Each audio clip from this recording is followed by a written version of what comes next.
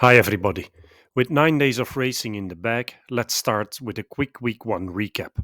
Roughly 1450 kilometers and 19,000 meters of elevation gain have been covered, and there's 1966 kilometers and 33,000 meters of elevation gain to go till Rome. So, roughly 58% of the distance has been covered, while only 37% of the climbing has been tackled. Stage 1 delivered straight away with Trek working all day and splitting the peloton on the second Sorel climb for Pedersen to finish it off in style, beating Van Aert and Allard to the line. Unfortunately, we also lost one of the shadow favourites here, with Landa crashing out hard. On stage 2, Tarling became the youngest ever winner of a Giro individual time trial, and Roglic was the best of the GC contenders, only missing out on the victory by 1 second. On stage 3, Little Trek controlled the break with Pedersen finishing it off to perfection to take his second stage win of this Giro.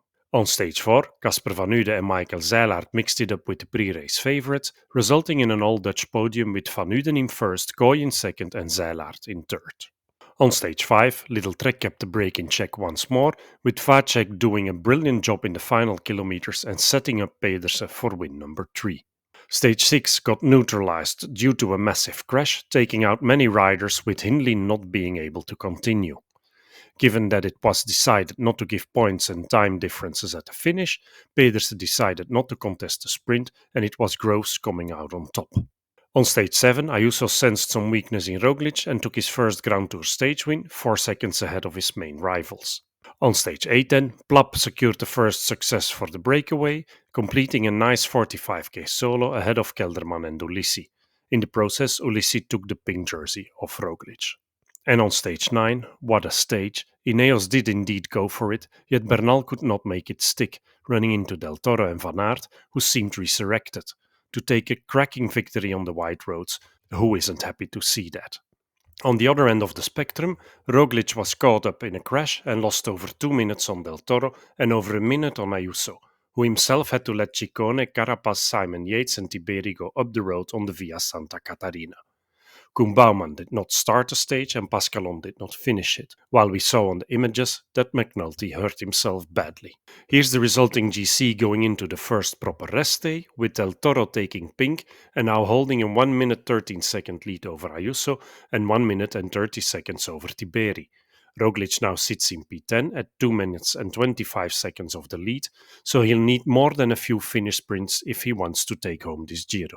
At the top of the point standings, nothing changes, and the same applies to the climber standings. Here's an overview of what's up in week 2 of this Giro, comprising an individual time trial, 2 stages for the climbing breakaway boys, and 3 stages for the fast man. Week 2 then starts with what's potentially the only really important day for the GC men, a 29k long, nearly flat individual time trial. There's only 125 meters of climbing on this stage. The parcours is fairly straightforward and is one for the pure powerhouses. Arswieler's sub-league was in the money after yesterday's stage, yet got a bit of a blow today. Overall, the differences are still small and everything is still possible. Betting odds for stage 10 were not yet available at the time of recording, yet here's the riders to watch in my book. Hayter and Cataneo for Soudal Quickstep, Aresman and Tarling at Ineos, Fine, McNulty, if he recovered well from his crash, and Ayuso at UAE, and the resurrected Van Aert and Affini at Visma Lease Bike. Tiberi had a disappointing time trial on stage 2, yet seems to be growing into this race, so don't rule him out here. Roglic, Stratnik and Martinez at Red Bull Bora, and Milesi at Movistar, even though his stage 2 performance was quite disappointing. Derek G at Israel Premier Tech also had a disappointing time trial on stage 2 and will be hoping to do better here. And finally, we get Vacek, Hole and Pedersen, 5th, 6th and 7th on stage 2, and all powerhouses who should find a parcours here that suits them. Joshua Tarling remains my only 4-star favorite for the stage. Roglic, Vacek and Vine get 3 stars. Van Aert, Hayter, Ayuso and Affini get 2 stars. And Hole and Aresman each get 1 star. And in terms of podium prediction, I'm calling Tarling for the win ahead of Roglic and Vine. If you've enjoyed my preview so far, give a like, leave a comment, follow the channel, become a member, buy me a coffee or a super thanks, whatever feels right to you. Enjoy the rest day and see you on Tuesday evening late for my stage 11 preview.